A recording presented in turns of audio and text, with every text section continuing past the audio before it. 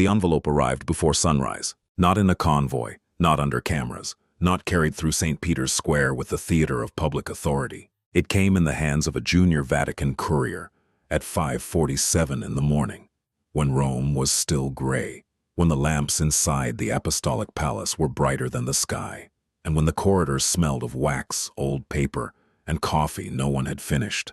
The envelope was ivory, thick, almost plain, no decoration, no flourish, only a small red seal pressed into the back and a handwritten note in dark ink for the Holy Father's desk, immediate. Inside was a 2-page decree. No encyclical length, no academic apparatus, no footnotes dense enough to hide the force of the decision. Just 2 pages, and at the bottom, written with a firm hand, the signature of Pope Leo XIV. By 6:12, the decree had been registered. By 6:28, the first calls had gone out. By 6:41, one of the most symbolic offices in the Catholic world knew that its old chapter had ended. Monsignor Vincenzo Paglia was no longer at the head of the Pontifical John Paul II Institute.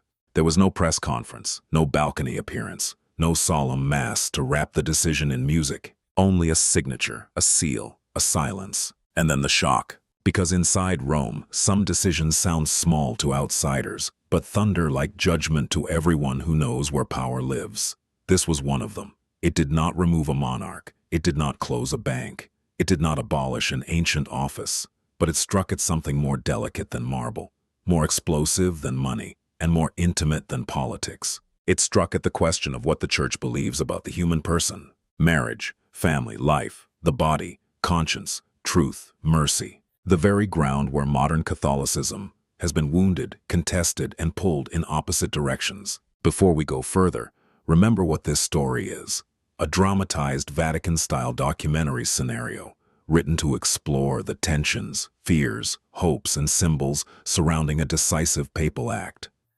It is not presented as a verified news report. It is a narrative reflection on power, doctrine, memory, and the future of the Church. And in that story, Pope Leo XIV has just made his first cut. For almost a year, people had watched him and wondered, was he cautious? Was he temporary?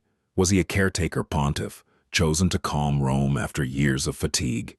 Would he smile, bless, listen, and avoid the hard doors that every pope sees but few dare to open? Those who thought that had not been paying attention. Leo XIV had spent his first months mostly in silence. He walked through Vatican gardens before dawn. He read letters from ordinary Catholics more carefully than diplomatic reports. He visited small chapels without notice. He asked questions in meetings that made officials uncomfortable because they were too simple to evade. Why was this changed? Who decided that? Who was harmed? Who was removed? Who benefited? What was protected? What was lost? The Curia knew the tone. They had heard it before, in reformers, but reformers often talk. Leo listened, and silence in Rome can be more frightening than anger. Then came the John Paul II Institute. To understand why that mattered, we have to go back. The Institute was not born as an ordinary school. It was born from a wound in the modern world. It was founded in 1981 under Pope John Paul II, a man who had watched ideologies crush families, governments redefine human dignity, and systems treat the body as either a tool, a product, or a problem. John Paul II believed the Church needed a place where the family would not be discussed as a sociological accident, but as a mystery written into creation. He believed marriage was more than affection, more than paperwork, more than cultural habit.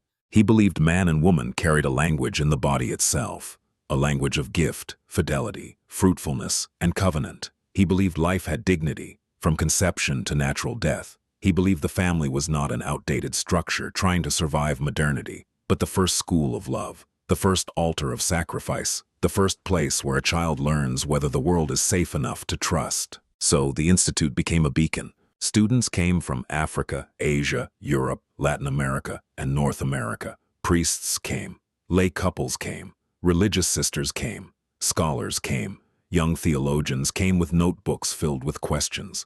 They studied moral theology, anthropology, bioethics, marriage, sexuality, pastoral care, and the theology of the body.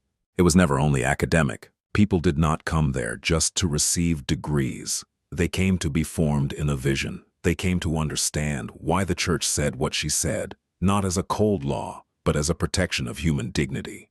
And for decades, that vision gave clarity to millions. But over time, the Institute changed, slowly at first, then visibly, then painfully. Chairs once considered central were altered or eliminated. Professors known for carrying John Paul II's legacy found themselves removed, marginalized, or replaced. New voices arrived. Some insisted they were only expanding dialogue. Others heard something different. They heard the sound of a foundation being loosened stone by stone. At first, Rome called it renewal. Critics called it rupture. Students wrote letters. Professors protested. Families who had trusted the Institute felt confused. Former alumni asked whether the name of John Paul II was still being honored, or only being used as a beautiful sign over a different house. And at the center of that storm stood Monsignor Vincenzo Paglia. To his defenders, Paglia was pastoral, open, willing to speak with a wounded world, instead of shouting at it from a fortress. He understood dialogue. He knew diplomacy. He believed the Church had to enter modern debates with a different tone. But to his critics, he became the symbol of ambiguity. They pointed to statements that seemed, in their view, impossible to reconcile with Catholic moral clarity. Words about abortion law. Words about euthanasia legislation. Appointments that disturbed those who saw the Institute as a guardian of the culture of life. Changes in faculty that looked less like reform and more like a deliberate redirection. And then there was the mural. In Terni, years earlier, during Paglia's episcopate, a monumental artwork inside the cathedral had stirred controversy. Christ ascending, surrounded by naked bodies, painted in a style that critics found troubling and confusing. Some saw beauty, others saw scandal. Some saw theological boldness. Others saw a visual sign of exactly what they feared, a church no longer sure how to speak about the body without blurring the sacred and the provocative. For years, the controversies remained unresolved. Rome absorbed them. The Vatican waited. Committees studied. Statements softened the edges. Supporters defended. Opponents documented. And the wound stayed open.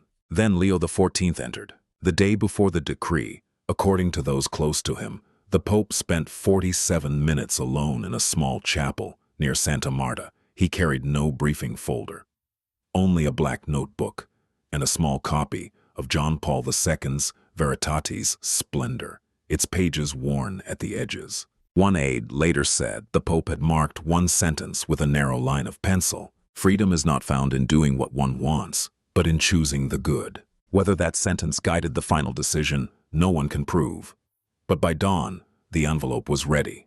At 7:03, Cardinal Baldassare Reina was summoned. The appointment was the second surprise. If Leo wanted a dramatic restoration, some expected him to choose a famous moral theologian, someone unmistakably aligned with the most traditional defenders of John Paul II.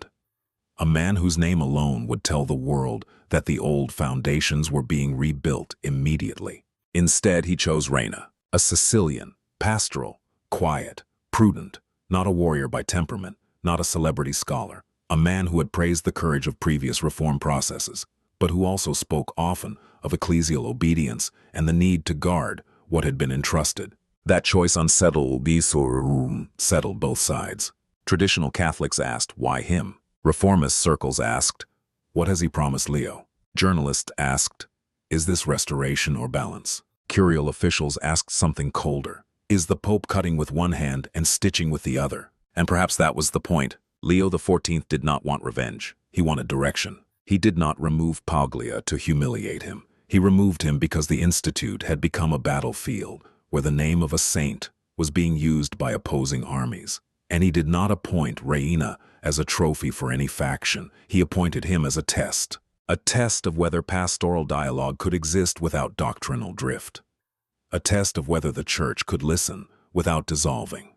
A test of whether reform could kneel before truth rather than stand above it. At 8:19, the Vatican press office released the statement, short, dry, surgical. Monsignor Vincenzo Paglia had concluded his service. Cardinal Baldassare Reina had been appointed to lead the Pontifical John Paul II Institute. The Holy Father expressed gratitude for past service and confidence in the new phase.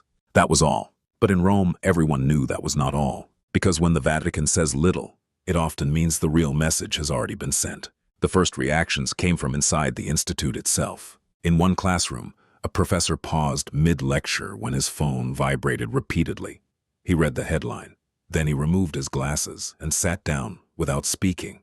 His students watched him carefully. Some had chosen the institute because of John Paul II. Others had come precisely because they believed it had been transformed into a more open intellectual space. The professor finally said, "History entered the room before we did." No one laughed. In the corridor, a young doctoral student from Poland called his mother. He did not know she would be awake, but she answered immediately. She had already seen the news. "Do you think this means they will bring them back?" she asked. She meant the professors removed years earlier, the teachers whose names still traveled among students like fragments of an older map. "I do not know," he said. But he was crying. Not loudly, not dramatically, just enough to show that this was not theory. For him, he had come to Rome because his father had kept John Paul II's image on the wall and told him as a child, the Church must never be ashamed of truth. Outside, a group of journalists gathered near the Vatican press area. The cameras were not many at first. Then, more arrived. Then, live streamers. Then, independent Catholic commentators. Within 2 hours, the story had crossed the Catholic world. The headlines were predictable. Leo XIV removes Paglia. First major act of new pontificate. John Paul II Institute enters new phase. Restoration or reversal. Pope sends message on family and life. But headlines could not capture the emotional weight. In St. Peter's Square, a woman from Argentina held a rosary in one hand and a phone in the other. She had watched her daughter leave the church after years of confusion about sexuality, identity, and moral teaching. She was not celebrating anyone's fall. She said that plainly. "I do not want humiliation," she told a reporter. "I want clarity. My daughter needs a church that does not lie to her. Tenderness, yes, but not confusion, not D." Nearby, a French seminarian was more cautious. "If the Pope removes one man and nothing changes, then it is theater," he said.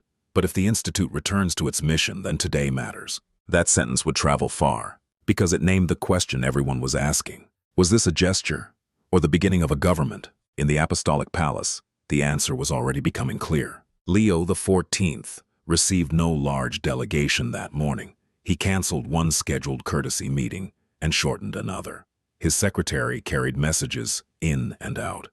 Several cardinals requested private audiences. Most were told to wait. At 10:34, a senior curial official entered the Pope's study with a folder of concerns. He warned that the decision could be interpreted as a punitive move against the previous era. It could reopen ideological divisions. It could be seen as a signal that academic freedom would be restricted. It could provoke international criticism. Leo listened without interrupting. When the official finished, the Pope looked toward the window. Outside, the city was fully awake. Rome moved as if nothing had happened, though inside the Vatican a fault line had opened. Then Leo said quietly, "Academic freedom is not the freedom to detach Catholic institutions from Catholic truth." The official tried to answer. Leo raised a hand not harshly, but firmly. "The Institute does not exist to mirror the world's confusion. It exists to help wounded people understand what love is." That sentence was never officially released, but by evening it had already moved through the Vatican in whispers. To understand the force of Leo's act, we have to understand his deeper fear. He was not afraid of questions. He was not afraid of suffering people. He was not afraid of messy pastoral realities. He had spent much of his priesthood in places where moral dilemmas were not discussed in polished Latin, but at kitchen tables, hospital beds, migrant shelters, and confessional corners where people whispered because they were ashamed of their own lives. He had known abandoned mothers, men addicted and ashamed, couples broken by violence, young women carrying pregnancies alone, elderly people afraid of becoming burdens, families destroyed by betrayal, children raised without fathers, fathers terrified of failing their children. He did not believe doctrine should be thrown at such people like stones, but he also did not believe mercy required blurring truth until no one knew where the road was. This was the heart of Leo XIV's emerging vision. Mercy without truth become cinema. Truth without mercy become a weapon. The Church needs both, or she betrays Christ twice. The John Paul II Institute in his eyes, had to become the place where both could be held together again. Not a courtroom, not a laboratory for fashionable ambiguity, not a museum for old formulas. A house of formation where wounded humanity could be seen honestly and loved truthfully. That is why Paglia's removal mattered. Not because one man was the source of every problem, not because the past could be solved by a dismissal, not because the Pope wanted enemies. It mattered because the Institute had become a symbol. And symbols in the Church are never small. By noon, the pushback had begun. A well-known European theologian posted that the decision marked a disciplinary narrowing and could frighten scholars away from serious pastoral research. A progressive Catholic magazine called it the first hard turn of Leo XIV. Some bioethicists worried that complex moral debates would be reduced to slogans. One commentator wrote, "If the Church wants to serve families in the 21st century, she cannot simply return to 1981. The response from defenders was immediate. A professor in Madrid replied, "No one is asking to return to 1981. We are asking to return to coherence." A bishop in Nigeria wrote, "Africa does not need a church embarrassed by her own teaching. Our people need clarity and courage." A lay couple in the Philippines posted a photograph of their wedding rings beside a worn copy of Theology of the Body. Their caption read, "We built our marriage on this vision. Do not let them tell you it is outdated." The digital battle was loud, but the quiet reactions were more important. In a small chapel in Krakow, 4 elderly women gathered for the rosary and included Pope Leo by name. One had attended John Paul II's Mass in 1979 when she was young. Another had a grandson studying moral theology. They did not understand every detail of Vatican politics, but they understood that something connected to John Paul II had been touched. "May he be brave," one whispered. In Buenos Aires, a priest read the news before visiting a family whose son had requested euthanasia after a devastating injury. The priest closed his laptop, sat for a moment, and said, "This is not abstract. This is why institutions matter." In Nairobi, a young woman studying theology recorded a message for her classmates. "If the Church teaches that the body has meaning, then the teachers of that meaning must believe it. Otherwise, we are training people in smoke." Inside the Institute, Cardinal Reina arrived before evening. He did not use the main entrance. He came quietly, accompanied by one secretary and 2 plainclothes Vatican security officials who tried not to look like security. He wore a simple black cassock with red piping, no theatrical smile, no visible triumph. A small group of faculty members had gathered in a meeting room where the chairs had been arranged too neatly, as if order in furniture could calm disorder in hearts. Reina placed his folder on the table and remained standing. "I did not come here to erase anyone," he said. "I came here because the Holy Father believes this house must remember why it exists." That was his first line. A professor asked whether there would be an ideological purge. Reina answered, "No, but there will be an examination of mission." Another asked whether dismissed faculty might return. "That will be studied." A student asked whether the chair of fundamental moral theology would be restored. Reina paused. Then he said, "A house cannot stand if its foundations are treated as optional." There it was. Not a decree, not a complete program, but a sign. By nightfall, Catholic media had divided into camps. Some spoke of restoration, others of fear. Some saw the ghost of John Paul II walking again through an institution that bore his name. Others worried that the Church was retreating from hard conversations. But Leo XIV remained silent. That silence was not emptiness, it was strategy. The Pope knew that if he spoke too soon, every word would become a weapon. If he explained too much, he would turn the decision into a debate before Reina could act. So he did what he had done since the beginning. He let the act speak. At 9:16 p.m., after the Vatican had quieted, Leo walked to a small, private chapel. One aide saw him carrying 2 books, the Gospel of John and Evangelium Vitae. He stayed there nearly an hour. Later, on his desk, his secretary found a handwritten note, not intended for release. "A church that cannot defend life cannot defend the poor. A church that cannot tell the truth about love cannot heal broken families. A church that cannot remember her saints cannot guide her children." The note was placed in his private papers, but the spirit of it had already become public through the decision itself. The next morning, the first strategic questions began. Would the institute restore dismissed professors? Would it reopen chairs changed under Paglia? Would it review appointments to affiliated academies? Would it produce new guidelines on life, marriage, and family? Would it clarify its relation to John Paul II's magisterium? Would it reaffirm Veritatis Splendor and Evangelium Vitae as central texts? Would it treat later pastoral documents as continuity or tension? Would it engage modern complexity without surrendering doctrinal clarity? Each question was a door, and behind every door stood another battle. One Vatican analyst described the moment with precision. Paglia's removal is not the reform, it is the first paragraph of the reform. That was true, because institutions do not change when a name is removed from a door. They change when calendars, syllabi, appointments, readings, exams, hiring decisions, and formation programs change. They change when students are taught not only what the Church says, but why she says it. They change when professors remember that a pontifical institute is not a private platform. They change when moral theology stops being reduced to exceptions and begins again from the dignity of the person. Leo knew the road would be long.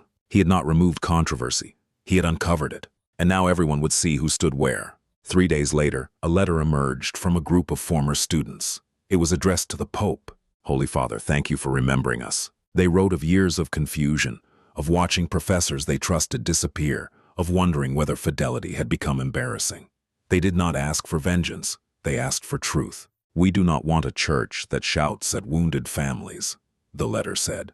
We want a church that can sit with them and still point toward the light. That line reached Leo. He underlined it. A week later, another letter arrived from a group of scholars who feared the opposite. They warned the Pope that moral theology could not be reduced to repetition. They asked that the Institute remain intellectually alive. They insisted that families today face realities John Paul II could not have imagined in the same way. Biotechnology, gender ideology, digital pornography, infertility technologies, divorce wounds, migration, loneliness, the collapse of trust. Leo read that letter too. He underlined a different line. The Church must not fear new questions. In the margin he wrote, yes, but new questions do not require false answers. That, perhaps, was the key to his entire pontificate. The Pope was not choosing between past and present. He was choosing the line of continuity that refuses both nostalgia and surrender. The past cannot be worshipped as an idol. The present cannot be obeyed as a god. The Church stands under Christ, not under the calendar. As weeks passed, Reina began his review. The first phase was not public. He met with faculty one by one. He listened to students. He requested archives of previous decisions. He examined the statutes. He asked for the original founding documents. He asked for syllabi from before and after the controversial reforms. He also invited several removed professors for private conversations. That caused an uproar. Some faculty members saw it as intimidation. Others saw it as justice. Students whispered in hallways. Journalists waited outside. Alumni sent letters by the hundreds. Bishops who had stayed silent for years suddenly discovered that they had opinions. Reina did not hurry. This patience frustrated everyone. Traditionalists wanted immediate restoration. Progressives wanted reassurance. The media wanted conflict. Rome wanted clarity. The Pope wanted fidelity. Those are not always the same thing. Then came the first concrete measure. The chair of fundamental moral theology would be reestablished. Not under the old name only, not as nostalgia, not as an emotional tribute to a vanished era. It would return with a new mandate. To teach moral truth, as inseparable from anthropology, scripture, tradition, conscience, and pastoral care. The announcement was only 3 paragraphs long, but it landed like a bell. Supporters rejoiced. Critics warned of regression. Students understood that the first stone had been placed. Reina followed with a second measure. Evangelium Vitae, Veritatis Splendor, Familiaris Consortio, and the theology of the body would become required pillars of the foundational curriculum. Not optional references, not historical background, pillars. A third measure required every bioethics course to include direct engagement with questions of abortion, euthanasia, artificial reproduction, surrogacy, disability, end-of-life care, and the commodification of the body. But Reina added something that surprised both camps. Every course must also include supervised pastoral case studies. with real families, doctors, caregivers, and chaplains. That sentence revealed Leo's influence. Truth would return, but not as distraction.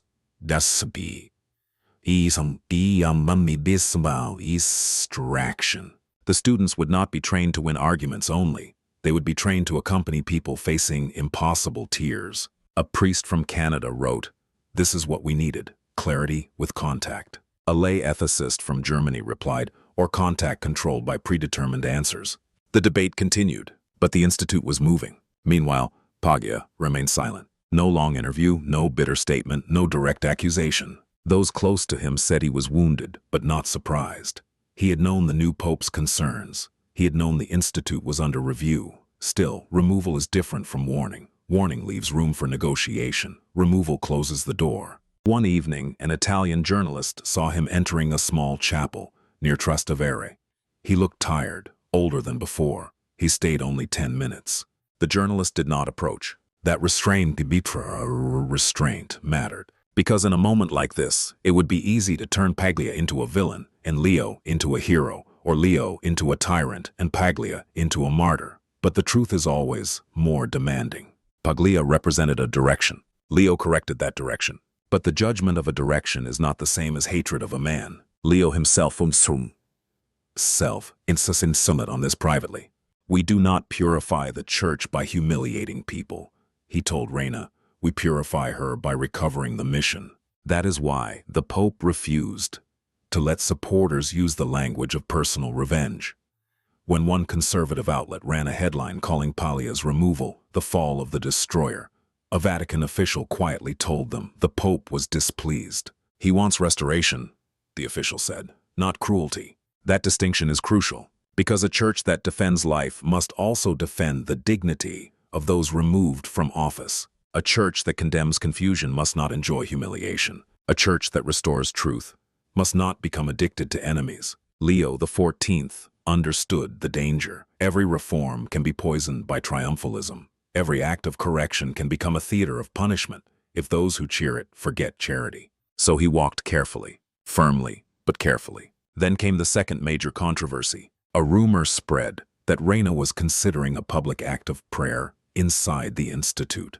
Not a reversal of the dismissal, not a tribute to Paglia's leadership, not a sentimental attempt to pretend that nothing had happened, but a service for unity before God. Traditionalists reacted angrily. "Unity with error is compromise," one commentator said. Progressives replied, "So now even prayer is suspicious?" Leo approved the service, but he changed its title. It would not be called reconciliation. It would be called Before the Truth. At the service, the gospel was read. The woman caught in adultery. Neither condemnation without mercy, nor mercy without conversion. The room was silent. Reina preached only 7 minutes. "The Lord does not deny sin," he said. "He also does not permit stones." This institute must become a place where both truths are remembered. That homily became the clearest expression of the new direction. No stones, no denial. That is harder than choosing a faction. As the institute entered its new phase, the wider church began interpreting Leo's first great decision as a template. If he acted here, where else would he act? Catholic universities, seminaries, bioethics academies, marriage tribunals, dicasteries, charitable agencies, media offices. The Curia watched closely. Some officials began reviewing their own departments before anyone asked. Others began deleting old messages. Some reached out to the Pope's allies. Others retreated into caution. A phrase appeared in equity conversing. The first cut is never the last. That was true, but the second cut had not yet come. Leo did not rush. He knew sudden reform can produce fear faster than conversion.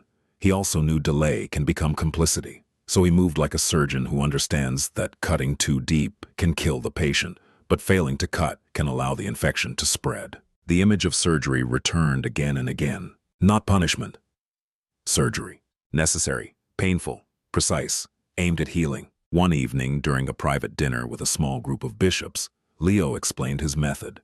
When a father takes a knife from the hand of a child, the child may cry, but the father is not attacking the child, he is saving life. In the Church, there are knives disguised as ideas, knives disguised as compassion, knives disguised as progress. We must learn to recognize them. A bishop asked, "And what about knives disguised as tradition?" Leo nodded. "Those too." That answer surprised some, because Leo was not blindly traditionalist. He was not interested in restoring a golden past that never fully existed. He knew the Church had made mistakes. He knew rigid language had wounded people. He knew families needed pastoral care, not slogans. He knew women had often been unheard. He knew wounded spouses, infertile couples, single parents, and people struggling with identity deserved presence, patience, and dignity. But he also believed none of that required surrendering the foundations. The Church can apologize for cruelty without apologizing for truth. The Church can accompany weakness without renaming it holiness. The Church can welcome everyone without pretending every path leads equally to human flourishing. That was the narrow road he wanted, and narrow roads make both extremes angry. Months later, the fruit of the decision began to appear. Applications to the Institute rose, not dramatically but meaningfully. Young students who had avoided the Institute because of controversy began applying again. Married couples wrote asking whether lay formation programs would be expanded. Bishops from Africa and Asia requested regional partnerships. A group of doctors asked for a program in Catholic medical ethics, rooted in both moral clarity and clinical reality. Reina, under Leo's direction, announced an international forum titled "The Family in a Time of Fragmentation." Its opening themes were clear. The body is not an object. Life is not a possession. Freedom is not isolation. Mercy is not confusion. Truth is not violence. The media called it a manifesto. Maybe it was. At the forum, a mother from Brazil spoke about carrying a child diagnosed with a severe disability. Doctors had pressured her to abort. A priest had accompanied her without judgment, but with clarity. Her child lived only 9 days. "I did not need someone to tell me pain was easy," she said. "I needed someone to tell me my child was not a mistake."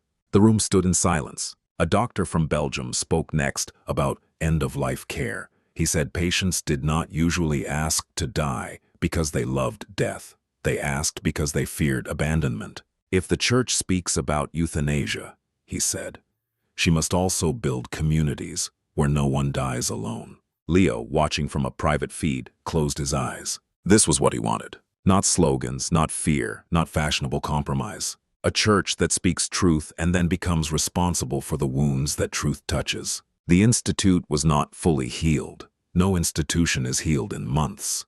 Some professors remained skeptical. Some students still complained of uncertainty. Some donors waited to see whether the restoration would last. Critics wrote that Leo had politicized the Institute. Defenders wrote that he had saved it. History would decide later, but the direction had changed. The ship had turned. And everyone could feel it. The final test came with Reina's first full academic address. The auditorium was packed. Faculty, students, journalists, bishops, alumni, and observers filled the room. On the wall behind the podium hung a simple image of John Paul II. Not grand, not triumphant, just thoughtful. His face turned slightly as if listening. Reina began softly. "This institute does not belong to a faction. It does not belong to my predecessor. It does not belong to me. It does not even belong to those who love John Paul II most passionately. It belongs to the mission for which the Church founded it, to serve the truth about love, life, marriage, and the human person." He paused. "We have failed at times. We have allowed confusion. We have allowed wounds. We have allowed suspicion to replace trust. Today we do not deny that. We bring it before God." Then he said the line that made headlines. "The Church cannot heal the family by becoming uncertain about what a family is." The applause came from half the room. The silence from the other half was just as loud. Reina continued, "But neither can the Church defend the family while ignoring real families in pain. A doctrine that never kneels beside suffering becomes ideology. A pastoral practice that refuses doctrine becomes sentiment. We choose neither. We choose the Catholic path." That was Leo XIV in a sentence. Neither ideology nor sentiment. The Catholic path. At the end of the address, Reina announced a new center within the Institute. The Center for Family Wounds and Reconciliation. Its task would be to study divorce, domestic violence, infertility, pornography, abandonment, migration, and the loneliness of the elderly through the lens of Catholic anthropology and pastoral care. Traditionalists were unsure, progressives were unsure, families were moved. And perhaps that was the best sign. Because if both ideological camps are uncomfortable but wounded people feel seen, something real may be happening. That night, Leo XIV received Reina in private. The meeting lasted 22 minutes. No transcript exists, but one aide saw Reina leaving with wet eyes. The Pope later went to the chapel alone. On the altar, he placed a small photograph of John Paul II beside a candle. Then he prayed, "Help us guard the truth without crushing the weak. Help us embrace the weak without betraying the truth." This prayer was not published, but if one sentence could summarize the entire drama, it might be that. The removal of Paglia was not simply about one administrator. The appointment of Reina was not simply about one successor. The institute was not simply about one academic institution. It was a mirror held up to the whole church. Can Catholicism speak clearly in an age that mistrusts clarity? Can it love tenderly without dissolving into approval? Can it defend life in a culture that measures life by convenience? Can it defend the body in a world that turns the body into raw material? Can it defend marriage without ignoring broken homes? Can it be faithful to John Paul II without freezing him in marble? Can it move forward without cutting its roots? These are not questions for Rome alone. They are questions for every parish, every Catholic school, every family dinner table, every hospital room, every confessional, every theology classroom, every young person trying to decide whether the Church still speaks a language worth trusting. Leo XIV has not answered them all, but he has chosen where to begin. He began with the house that carried the name of John Paul II. He began at the place where marriage and family are studied not as concepts, but as battlegrounds of the modern soul. He began with a dismissal that sounded like a door closing, and an appointment that sounded like a door opening. The old ambiguity had ended. The new test had begun. As the weeks turned to months, one image remained in the minds of those who had watched closely. That ivory envelope at dawn, plain and quiet, carried through a corridor before the Vatican had fully awakened. No gold, no trumpets, no crowd. Only a decree. Sometimes history does not arrive as thunder. Sometimes it arrives as paper, a sheet placed on a desk. A name removed, a new name written, a wound exposed, a mission remembered. And somewhere inside the Apostolic Palace, Pope Leo XIV understood that this was only the first cut. There would be more decisions, more resistance, more misunderstandings, more letters, more headlines, more accusations from both sides. But the first line had been drawn, not against a person, against confusion, not against dialogue, against drift, not against mercy severed from truth. And now the Church watches, some with hope, some with suspicion, some with gratitude, some with fear, but all with attention, because the pontificate of Leo XIV is no longer an unanswered question. It has spoken through an act. The Pope did not raise his voice. He did not sit for a spectacle. He did not ask permission from factions. He signed, and with that signature, the John Paul II Institute entered a new season. The Curia received a warning, the faithful received a signal, and the world was reminded that the Church is not only governed by speeches. Sometimes she is governed by courage. So now the question moves beyond Rome and reaches us. What do you think? Was the removal of Monsignor Paglia a necessary act of restoration, a long-awaited correction after years of confusion, or was it a dangerous step that could deepen wounds inside an already divided Church? Do you believe Cardinal Baldassare Reina will rebuild the Institute in fidelity to its founding mission, or will ambiguity survive under a new face? And more personally, what kind of Church do you believe can heal families today? One that speaks truth more clearly, one that listens more deeply, or one that finally learns to do both without fear? Tell us where you are watching from. Share your thoughts with respect and courage. This conversation matters because the future of the Church will not be shaped only in marble rooms. It will be shaped in consciences, in families, in classrooms, in parishes, and in the quiet choices of people who still care enough to ask what truth demands. If this story moved you, stay with us. Like this video, subscribe for more deep Vatican documentary analysis, and share it with someone who cares about faith, history, and the future of the Church. Because this was not the end of the story. It was the first page of Leo XIV's government, and the next page has already begun to turn.